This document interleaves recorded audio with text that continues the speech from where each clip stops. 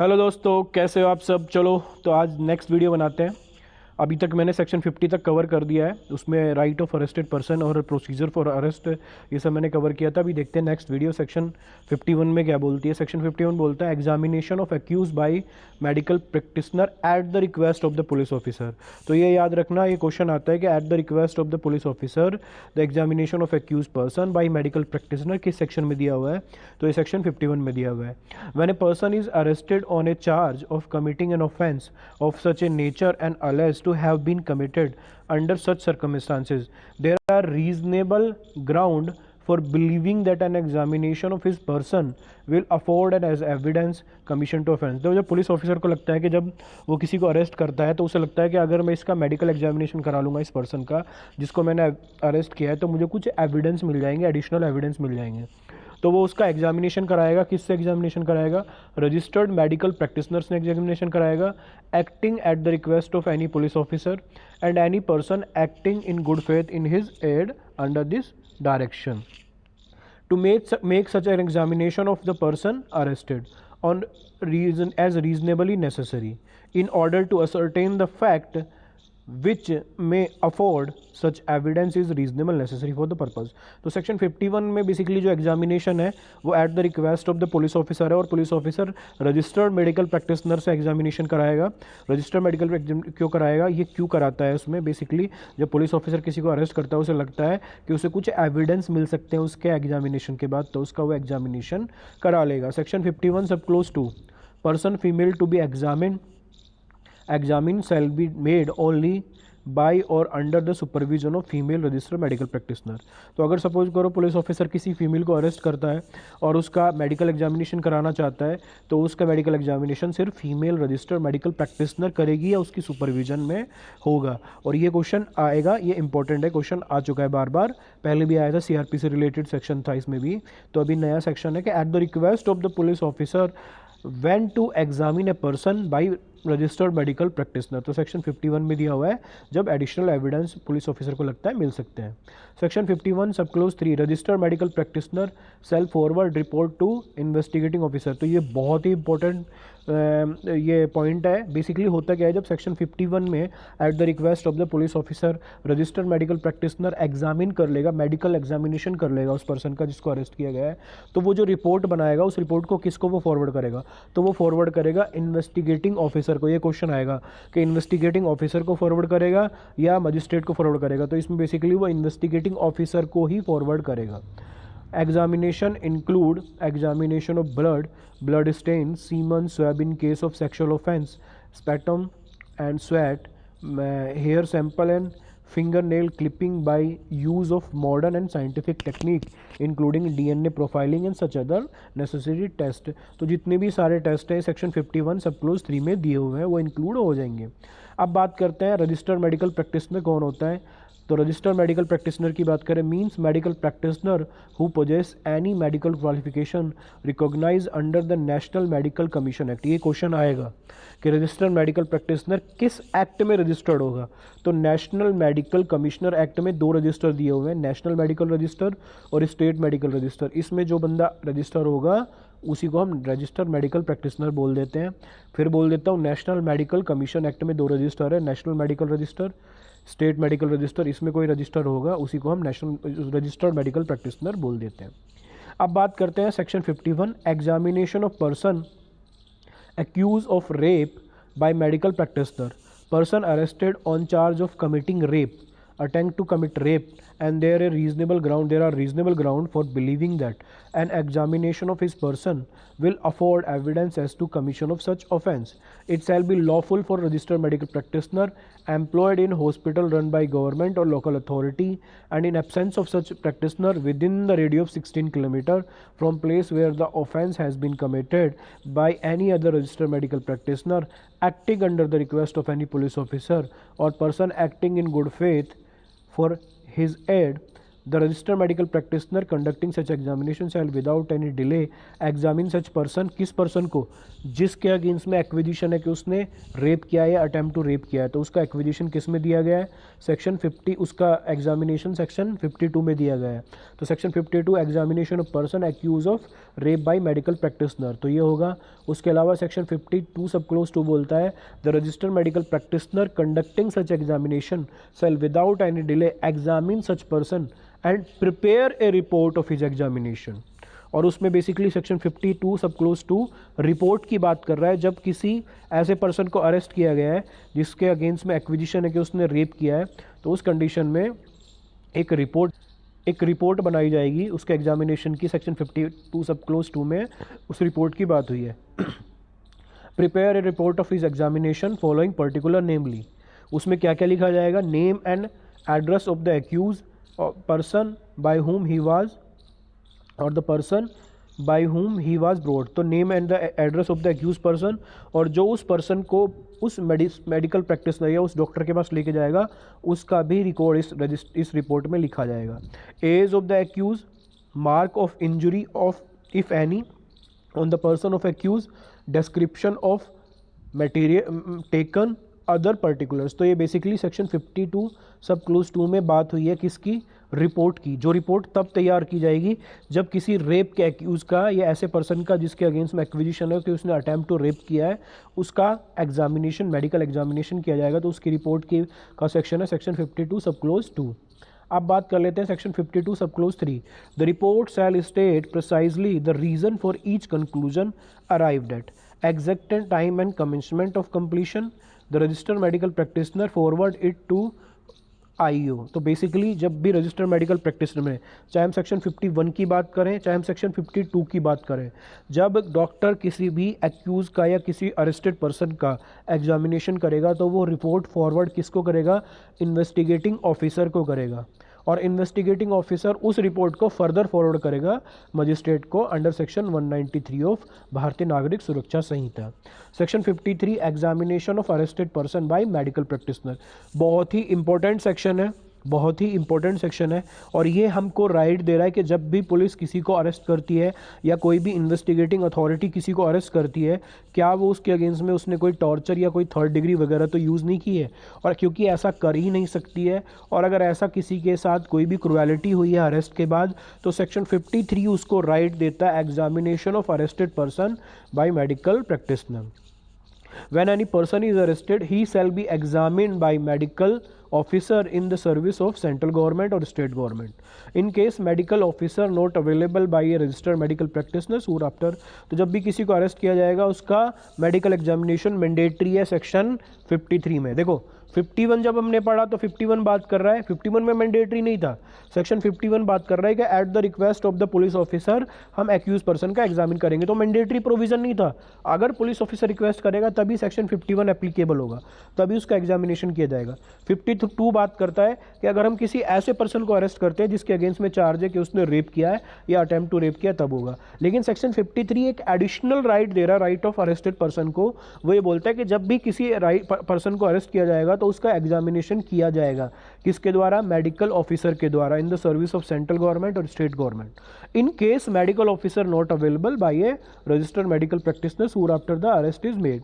Proviso one more examination of arrested person if medical officer registered medical practitioner of the opinion, तो इसका दोबारा से examination हो सकता है कि अगर डॉक्टर को लगता है कि इसका एक और एग्जामिनेशन ज़रूरी है, ये पता करने के लिए कि भैया अरेस्ट के बाद ये ठीक ठाक तो है, अरेस्ट के बाद इसके साथ मारपिटाई तो नहीं हुई है, कोई क्रुएलिटी तो इसके अगेंस्ट में नहीं है। तो सेक्शन 53 आप सबको राइट देता है, अरेस्टेड पर्सन को राइट देता है, जो भी अगर किसी ए या बी या सी को जब भी पुलिस अरेस्ट करती है तो उस ए या बी या सी को राइट है कि उसका एग्जामिनेशन रजिस्टर्ड मेडिकल प्रैक्टिशनर करेगा ही करेगा, और वो लिखेगा, एक रिपोर्ट बनाएगा, उसमें बेसिकली लिखेगा कि इसके अगेंस्ट में क्रुएलिटी हुई है या नहीं हुई है।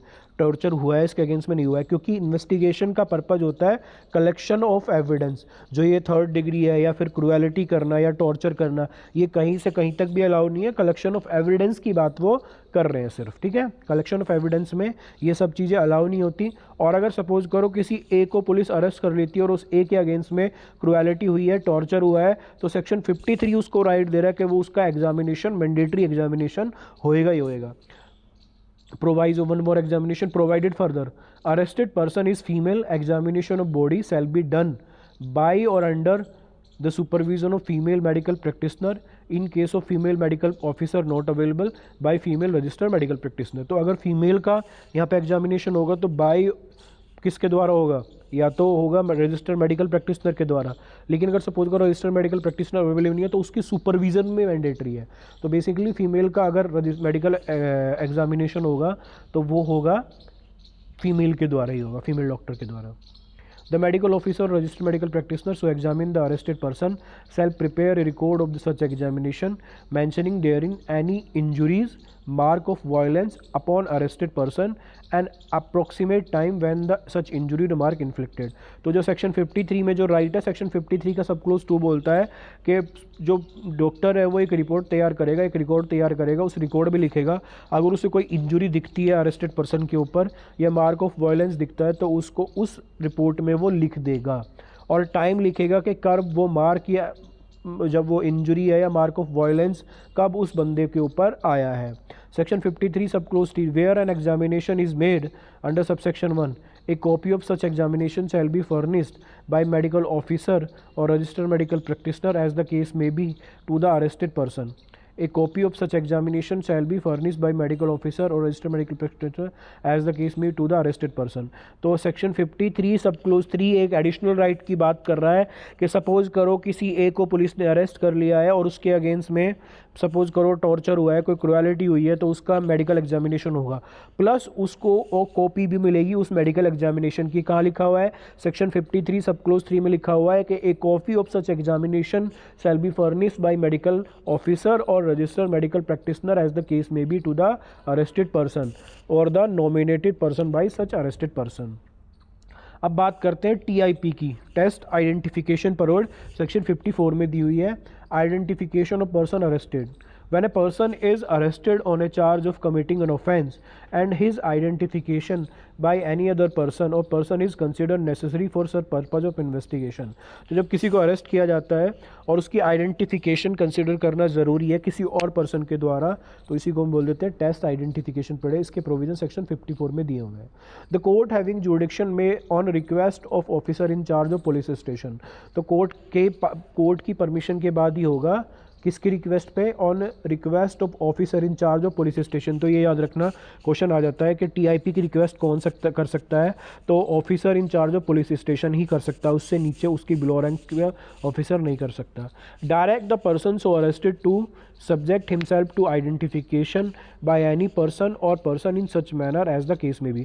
तो जब किसी अरेस्टेड पर्सन को कोई और पर्सन आइडेंटिफाई करेगा कि यार मेरे सामने इसने ऑफेंस किया था सर, मैं उसको पहचान सकता हूँ कि हाँ ए ने ऑफेंस किया था, तो उसे बोलते हैं टेस्ट आइडेंटिफिकेशन। तो इस टेस्ट आइडेंटिफिकेशन को जब दूसरा पर्सन कर रहा होता है तो बेसिकली इसमें मजिस्ट्रेट डायरेक्शन दे सकता है एक्यूज पर्सन को कि अपना टेस्ट आइडेंटिफिकेशन कराओ, और आपको हाजिर होना पड़ेगा जब आपका टेस्ट आइडेंटिफिकेशन होगा।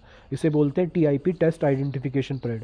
Proviso that if the person identifying the person arrested is mentally or physically disable, such process of identification shall take place under the supervision of magistrate who shall take appropriate step to ensure that such person identify the arrest. तो अगर कोई person है जो mentally or physically disable है तो उसकी TIP तभी होगी जब वहाँ मजिस्ट्रेट अवेलेबल हो जाएगा। Such process of identification shall take place under the supervision of magistrate. तो ये क्वेश्चन आ सकता है कि अगर किसी का सेक्शन 54 में टीआईपी हो रहा है, टेस्ट आइडेंटिफिकेशन परेड हो रहा है, उसका आइडेंटिफिकेशन कोई और पर्सन कर रहा है और वो person mentally or physically disable है, तो किसकी सुपरविजन में? क्या उसके डायरेक्ट टीआईपी हो सकता है? तो उसका डायरेक्ट टीआईपी नहीं हो सकता, वो मजिस्ट्रेट की सुपरविजन में ही होगा। ठीक है। The identification process shall be recorded by audio video electronic means, और इसका हम रिकॉर्ड भी रखेंगे ऑडियो वीडियो इलेक्ट्रॉनिक मीन्स में। अब बात करते हैं सेक्शन 55 की, procedure when police officer depute subordinate to arrest without warrant, police officer in charge of police station, police officer making investigation. तो दो पुलिस ऑफिसर, या तो एसएचओ या फिर IO, police officer in charge of police station, या फिर बात कर देते हैं पुलिस ऑफिसर मेकिंग इन्वेस्टिगेशन या फिर investigative option. Require any subordinate, तो सबऑर्डिनेट कौन हो सकता है, हेड कांस्टेबल हो सकता है, सब इंस्पेक्टर हो सकता है, कोई भी हो सकता है। Require any subordinate to arrest, तो वो क्या चाहता है, police officer in charge of police station, SHO या इन्वेस्टिगेटिंग ऑफिसर, कि मैं खुद अरेस्ट ना करूं, मैं अपनी अरेस्ट करने की पावर किसी और पर्सन को दे दूं, किसी मतलब और पुलिस ऑफिसर को दे दूं जो मेरे से नीचे रैंक में है, जैसे कि हेड कांस्टेबल हो गया या सब इंस्पेक्टर हो गया। तो require such subordinate to arrest without warrant otherwise than in his presence, give order in writing, तो उसको ऑर्डर देना पड़ेगा राइटिंग में। कहाँ लिखा हुआ है, सेक्शन 55 में। सेक्शन 55 बोलता है कि जब officer in charge of police station या पुलिस ऑफिसर मेकिंग इन्वेस्टिगेशन खुद अरेस्ट न करके अरेस्ट किसी और से करवा रहा है तो उनको एक ऑर्डर रिटर्न में देना पड़ेगा। Give order in writing, the subordinate notify the substance to the person, और जो सबऑर्डिनेट अरेस्ट करने जब जा रहा है किसके ऑर्डर पे, एसएचओ के ऑर्डर पे या आईओ के ऑर्डर पे, इन्वेस्टिगेटिंग ऑफिसर के ऑर्डर पे, तो वो जो ऑर्डर लेके जाएगा और जो अरेस्ट पर्सन है, जो अरेस्टेड पर्सन है, उसको बताएगा कि मेरे को ऑर्डर मिला है एसएचओ से या इन्वेस्टिगेटिंग ऑफिसर से कि मैं आपको अरेस्ट करूं और ये उस सब्सटेंस है, इस सब्सटेंस के बेस पे मैं आपको अरेस्ट कर रहा हूं जो मेरे को मेरे हायर अथॉरिटीज़ ने दिए हुए हैं। Nothing in this subsection shall affect the power of police officer to arrest a person, ये क्वेश्चन आएगा। सेक्शन 55 सब क्लोज 2 बोलता है कि सेक्शन 35 जब हमने पढ़ा था, सेक्शन 35 में पुलिस ऑफिसर कॉग्निजेबल ऑफेंस में विदाउट वारंट या without permission of magistrate arrest कर सकता है। कब, सपोज करो कोई पुलिस ऑफिसर है, उसकी प्रेजेंस में कोई और पर्सन कोई कॉग्निजेबल ऑफेंस कर देता है तो उसे हायर अथॉरिटीज़ के ऑर्डर लेने की कोई ज़रूरत नहीं है, क्योंकि सेक्शन 55 हायर अथॉरिटीज़ के ऑर्डर की बात कर रहा है। तो हायर अथॉरिटीज़ ऑर्डर दे सकती है, हायर अथॉरिटीज़ में भी कौन, police officer in charge of police station या इन्वेस्टिगेटिंग ऑफिसर। तो क्या कर सकते हैं, वो ऑर्डर दे सकते हैं अपने जो नीचे रैंक वाले बंदे हैं कि भाई आप अरेस्ट करके लाओ। लेकिन सेक्शन 35 बात section 55 sub clause to saving close की बात करता है। वो बोलता है कि भैया सेक्शन 55 सब क्लोज टू के प्रोविजन सेक्शन 35 पे एप्लीकेबल नहीं होंगे। अगर सपोज करो कोई पुलिस ऑफिसर है, उसकी प्रेजेंस में कोई बंदा कॉग्निजेबल ऑफेंस कर देता है तो उसे किसी की परमिशन लेने की जरूरत नहीं है, एसएचओ की, आईओ की, वो डायरेक्ट अरेस्ट कर सकता है, सेक्शन 35 बोलता है। Section 55 sub clause two health and safety of arrested person, it shall be duty of the person having the custody of an accused to take reasonable care of the health and safety। तो section 56 और section 53 एक साथ आप पढ़ना। Section 56 बात कर रहा है कि it shall be the duty of the person having custody. Suppose करो कोई पुलिस ऑफिसर किसी को अरेस्ट कर लेता है तो ये पुलिस ऑफिसर की ड्यूटी है कि उसकी हेल्थ एंड सेफ्टी का वो ध्यान रखे जिस पर्सन को उसने अरेस्ट किया है। और सेक्शन 53 एक पावर दे रहा है कि सपोज करो किसी को भी अरेस्ट किया जा रहा है तो उसका मेडिकल एग्जामिनेशन मैंडेटरी है, उसका मेडिकल एग्जामिनेशन होगा ही होगा। 57 person arrested to be taken before magistrate or officer in charge of police station. तो सपोज करो जब 35 में कोई किसी को अरेस्ट कर लेता है, 35 बात कर रहा है कॉग्निजेबल ऑफेंस की, या हम बात करते हैं सेक्शन 40 में कोई भी प्राइवेट पर्सन किसी को अरेस्ट कर लेता है, 41, 42 इन सब में मजिस्ट्रेट अरेस्ट कर लेता है, तो बेसिकली उस पर्सन को ना मजिस्ट्रेट के सामने प्रोड्यूस करना पड़ेगा। या फिर सपोज करो कोई इंडिविजुअल किसी को अरेस्ट कर रहा है, सेक्शन 41-40 में देख लिया था हमने कि कोई भी इंडिविजुअल अरेस्ट कर सकता है। सपोज करो मेरी प्रेजेंस में कोई दूसरा पर्सन कॉग्निजेबल ऑफेंस कर रहा है तो मैं उसको अरेस्ट कर सकता हूँ, लेकिन विद इन 6 आवर मुझे उसे प्रोड्यूस करना पड़ेगा किसके सामने, बिफोर द पुलिस ऑफिसर। कहाँ लिखा हुआ है, सेक्शन 57 में। Person arrested to be taken before magistrate or officer in charge of police station.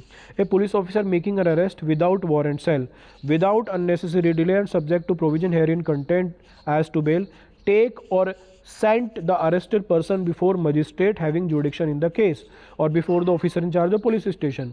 तो किसके सामने भेजा जाएगा, बेसिकली उसको प्राइमा फेसाई मजिस्ट्रेट के सामने भेजा जाएगा। लेकिन सपोज करो कोई प्राइवेट इंडिविजुअल अरेस्ट कर रहा है, कोई भी officer below the rank of sub inspector arrest कर रहा है तो वो बेसिकली क्या करेगा, पुलिस ऑफिसर के सामने उसको प्रोड्यूस कर देगा। तो सेक्शन 57 दो चीज़ की बात कर रहा है कि person arrested to be produce either before the magistrate or before officer in charge of police station.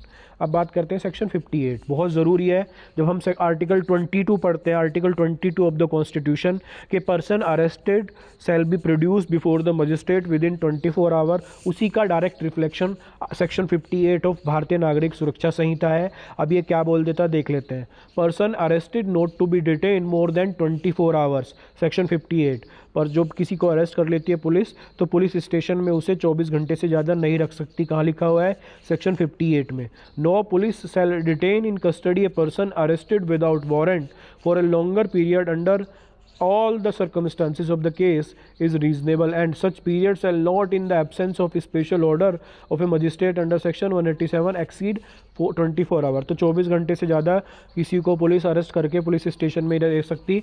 Article 22 of Indian constitution में दिया हुआ है, वही सेम चीज़ सेक्शन 58 में दी हुई है। Exclusive of the time necessary for journey from the place of arrest to the magistrate court whether having jurisdiction or not. तो बेसिकली ज़रूरी नहीं है पुलिस ऑफिसर को 24 घंटे के साथ अंदर अंदर उस पर्सन को प्रोड्यूस करना पड़ेगा, मजिस्ट्रेट के सामने उसकी हाज़िरी लगवानी ही पड़ेगी, और नहीं तो अनलॉफुल डिटेंशन में चला जाएगा। अब मुद्दा ये आता है किस मजिस्ट्रेट के सामने प्रोड्यूस करेगा, तो ज़रूरी नहीं है उस मजिस्ट्रेट के पास जुडिक्शन हो, विदाउट जुडिक्शन भी प्रोड्यूस कर सकते हैं। इसमें जो टाइम है जर्नी का, सपोज करो किसी को अरेस्ट कर लिया जाता है, तो अभी कोर्ट जो है, कोर्ट पुलिस स्टेशन से 2 घंटे दूर है, तो जो पुलिस स्टेशन से 2 घंटे की दूरी है वो 2 घंटे की दूरी इसमें एक्सक्लूड कर ली जाएगी। तो 24 घंटे plus time of journey include कर लिया जाएगा। उसके अलावा किस मजिस्ट्रेट के सामने हम प्रोड्यूस करेंगे, तो मजिस्ट्रेट जिसके पास जुरिडिक्शन है, जिसके सामने पुलिस ऑफिसर जनरली प्रोड्यूस कराता है, लेकिन सपोज करो उसे लग रहा है कि उसके सामने तो मैं प्रोड्यूस नहीं कर पाऊंगा 24 घंटे के अंदर, तो किसी ऐसे मजिस्ट्रेट के सामने भी प्रोड्यूस किया जा सकता है जिसके पास जुरिडिक्शन ना हो। सेक्शन 59 बात करते हैं। Officer in charge of police station shall report to district magistrate or if he so direct to sub divisional magistrate. ये बहुत इंपॉर्टेंट सेक्शन है, इस पर बहुत बार क्वेश्चन आया हुआ है कि officer in charge of police station district magistrate और सब डिविजनल मजिस्ट्रेट को रिपोर्ट करेगा जब भी किसी को वो अरेस्ट करेगा। ये सेक्शन 59 में दिया हुआ है। तो सेक्शन 57 बात करता है अननेसेसरी डिले नहीं हो सकता, person arrested to be taken before magistrate 57। 58 बात कर रहा है 24 घंटे से ज़्यादा डिले नहीं हो सकता, और 59 बात कर रहा है कि भैया officer in charge of police station जब किसी को अरेस्ट करेगा तो वो डिस्ट्रिक्ट मजिस्ट्रेट या सब डिविजनल मजिस्ट्रेट को उसको इन्फॉर्म करेगा कि मैंने किसी को अरेस्ट कर लिया है विदाउट वारंट। जब वो विदाउट वारंट अरेस्ट करता है तभी उसको इन्फॉर्म करना पड़ेगा, याद रखना। 59 officer in charge of police station shall report to district magistrate or if he so direct to sub divisional magistrate the case of all person arrested without warrant within the limit of their respective station whether such person have admitted to bail or otherwise. Section 60 discharge of person apprehend। No person who has been arrested by a police officer shall be discharged accept on his ओल bond or bail bond under this संहिता। तो अगर किसी को discharge किया जा रहा है, discharge मतलब कि उसके अगेंस्ट में जो चार्ज थे भैया वो गलत थे, उसको डिस्चार्ज कर देते हैं।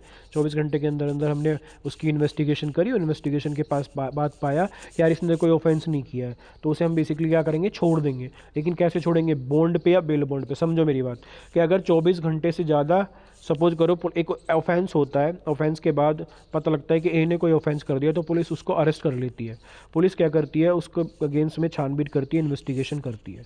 अगर वो इन्वेस्टिगेशन 24 घंटे के अंदर कंप्लीट नहीं हो रही तो 24 घंटे के बाद उसे प्रोड्यूस करना पड़ेगा। सेक्शन 187 ऑफ भारतीय नागरिक सुरक्षा संहिता, पहले जो सेक्शन 167 ऑफ CRPC था, ये पावर देता है कि अगर आपको 24 घंटे से ज़्यादा किसी के अगेंस्ट में इन्वेस्टिगेशन करनी है तो आपको जो पुलिस कस्टडी है, जिसे बोलते हैं रिमांड, वो लेनी पड़ेगी मजिस्ट्रेट के परमिशन से। अब सपोज करो पुलिस 24 घंटे के अंदर अंदर पता लगा लेती है कि यार ए ने तो ये ऑफेंस नहीं किया है, ए को हम अरेस्ट करके ले आए, बेचारे इसने तो कोई ऑफेंस नहीं किया है, तो पुलिस उसको डिस्चार्ज कर देगी। लेकिन डिस्चार्ज करेगी कैसे, बेल पे या बॉन्ड पे या बेल बॉन्ड पे। अब बॉन्ड पे या बेल बॉन्ड पे क्यों करती है कि कल को अगर सपोज करो सब्सिक्वेंट जब पुलिस इन्वेस्टिगेशन कर रही है, फर्दर इन्वेस्टिगेशन पुलिस करती है, तो उसको लगता है यार हमने तो ए को बेमतलब ही छोड़ दिया, ए ने तो ऑफेंस किया था, तो वो जो बॉन्ड है और बेल बॉन्ड है वो बाउंड कर देगा उस ए को दोबारा से अपने आप को प्रेजेंट करने के लिए पुलिस ऑफिसर के सामने। तो discharge of person apprehended, no person who has been arrested by a police officer shall be discharge except on his bond or bail bond under the special order of magistrate. अब last में बात करते हैं power on escape to pursue and retake. If person in lawful custody escape or is rescued, the person from whom the custody he escaped was rescued may immediately pursue and arrest him in any place of India। तो जब भी कोई बंदा जिसको arrest कर लिया जाता है, जब भी कोई अरेस्टेड पर्सन है जिसको अरेस्ट कर लिया है और वो अगर सपोज करो भाग जाता है, एस्केप हो जाता है, तो पूरे इंडिया में उसको कहीं भी पुलिस ढूंढ सकती है। सेक्शन 61 में लिखा हुआ है, a person in lawful custody escape or is rescued, the person from whom the custody he escaped or was rescued may immediately pursue. तो जिस पर्सन की कस्टडी से वो भगा है ना, वो police officer any place in India कहीं भी उसको ढूंढ सकता है। The provision of section 44 shall apply to arrest under subsection 1 although The person making such arrest is not acting under a warrant and is not a police officer. Arrest to be made strictly according to this Sanhita. No arrest shall be made except in accordance with the provision of this Sanhita, any other law for the time being in force. तो section 62 बात कर रहा है कि जो भी arrest होगी भारतीय नागरिक सुरक्षा संहिता के प्रोविजन के अकॉर्डिंग होगी। तो मिलते हैं दोस्तों नेक्स्ट वीडियो में। नेक्स्ट वीडियो में सेक्शन 62 से लेके सेक्शन 63 से लेके और आई थिंक सेक्शन 71 तक सम्मन की बात हुई है। तो पहले नेक्स्ट वीडियो सम्मन की आएगी, उसके बाद नेक्स्ट वीडियो आएगी वारंट की, फिर आएगी प्रोक्लेमेट और प्रोक्लेम्ड ऑफेंडर की जो प्रोविज़न उसकी आएगी। तो प्लीज़ उससे पहले ये सारी वीडियो आप देख लो, जो प्लेलिस्ट मैंने तैयार की है उस प्लेलिस्ट को आप ढंग से एक बार गो थ्रू कर लो। उसके बाद हम अगर मेरे साथ आप चलते रहोगे तो प्रिलिमिनरी के एक एक पॉइंट में इसमें क्लियर करा रहा हूँ। तो आप प्लीज़ ये वीडियो अपने दोस्तों के साथ शेयर भी कर दो, प्लीज़ मेरा चैनल सब्सक्राइब कर दो। थैंक यू, मिलते हैं नेक्स्ट वीडियो में।